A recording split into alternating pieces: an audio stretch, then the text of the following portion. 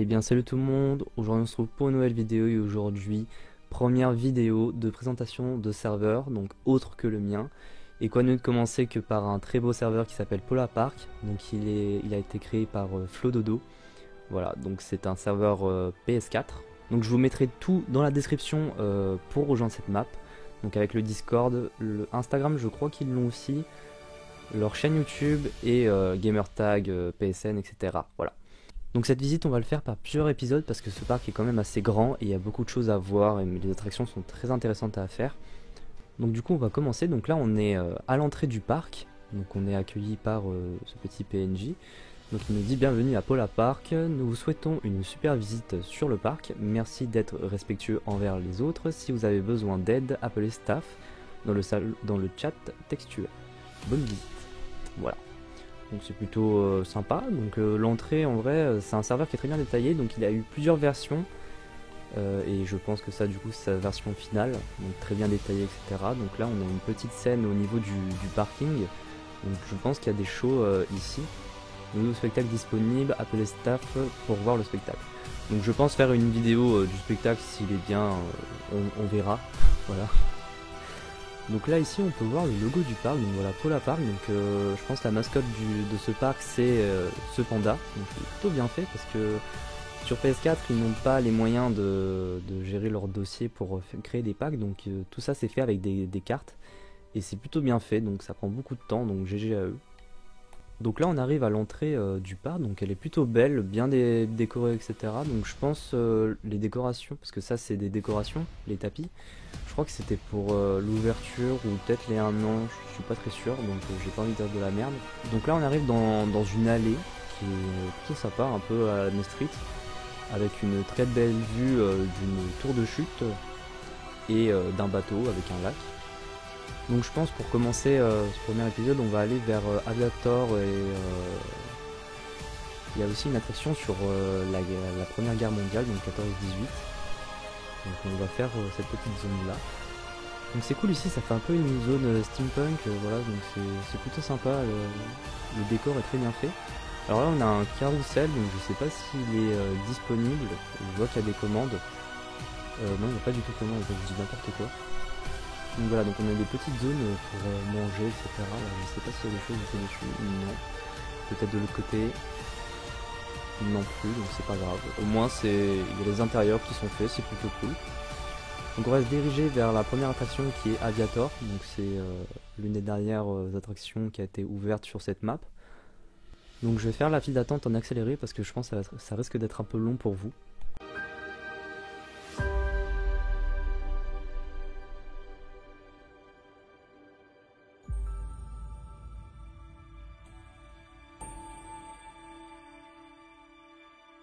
Donc voilà, donc on s'arrête juste là en fait parce que bah il y a quand même des décors en fait dans la file d'attente, elle est plutôt cool. C'est ça qui manque un peu dans les parcs inventés, il y en a certains, ils font des attractions mais il n'y a pas de décor en fait dans les files d'attente, donc c'est un peu mort, c'est un peu dommage. Voilà, donc là comme par exemple ici, là on a des effets avec de la fumée, des lumières, donc c'est plutôt cool. Et donc là du coup on arrive à l'embarquement, donc qui est très bien fait aussi, donc avec des effets de fumée, de cheminée, c'est plutôt stylé, avec le logo aussi Aviator, que même je crois qu'on peut acheter dans les boutiques.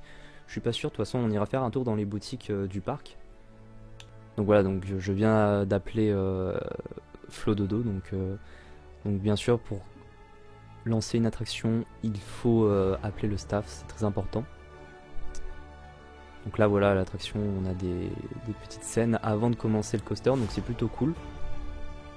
Ils ont beaucoup joué en fait sur les effets sur leur serveur et en vrai c'est ce qui donne le charme en fait de la map et je trouve ça cool.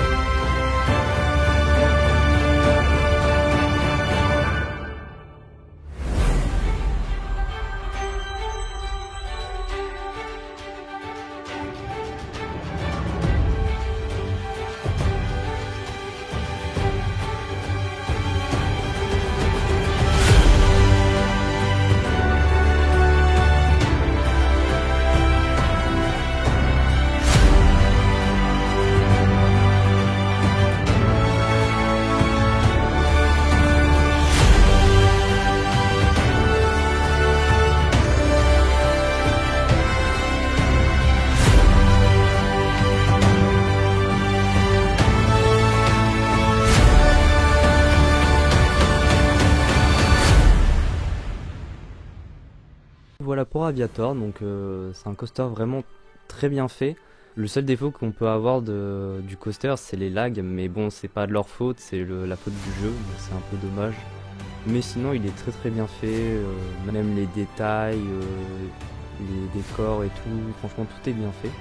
Et comme ce que j'avais dit tout à l'heure, là on arrive dans une boutique et oui, on peut acheter le logo Aviator. Alors je vais juste voir, il coûte combien? Il coûte 4. Donc en vrai je pourrais l'acheter, mais il y a aussi un système sur la map où on peut acheter un logement, voilà. Donc soit on peut l'acheter à vie ou sinon on peut l'acheter pendant quelques jours, je crois, si je ne me trompe pas. Mais franchement le principe là aussi c'est super bien fait. Donc là du coup on arrive sur notre deuxième attraction, donc c'est un Dark Ride sur 14-18, voilà.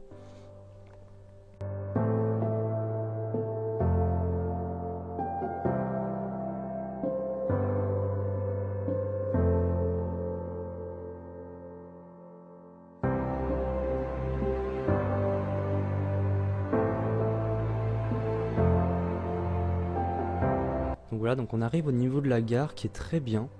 Franchement, les décors aussi, c'est incroyable. Et du coup, là, on rentre dans le minecart. Donc là, c'est un système où on ne voit pas les rails, donc c'est plutôt sympa. Ça change de voir des rails tout le temps. Donc du coup, je pense que l'histoire de ce Dark Ride, c'est de raconter ce qui se passe pendant la Première Guerre mondiale, donc avec les troupes françaises et les Allemands après. Donc je vous laisse avec le Dark Ride.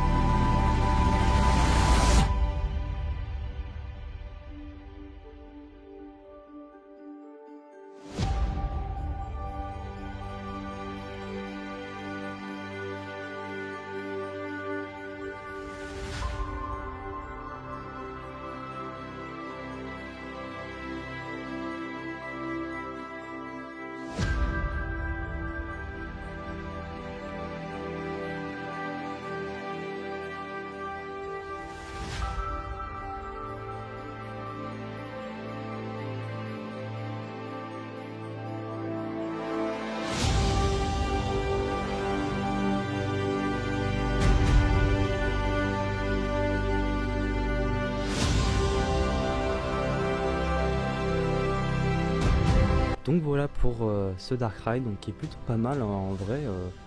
Ça raconte bien du coup l'histoire de la Première Guerre mondiale avec les tranchées, etc. Donc c'est plutôt cool. Donc là ici on arrive au niveau d'un restaurant, voilà, donc qui est plutôt pas mal. Donc il fait un peu penser au Nucky Nuggets à Disneyland Paris, donc du coup avec la scène qui est juste là. Et pareil, je crois qu'on peut, ouais, voilà, on peut monter en haut pour manger, donc c'est plutôt cool. Avec le lustre qui pend en vrai, et il est très bien fait. Donc voilà les amis, c'est la fin de cette première partie, j'espère qu'elle vous aura plu. N'hésitez pas du coup à donner votre avis dans les commentaires sur ce serveur. Si vous trouvez qu'il y a des défauts ou des choses qui sont bien, c'est bien de le dire aussi, ça permet au serveur d'évoluer.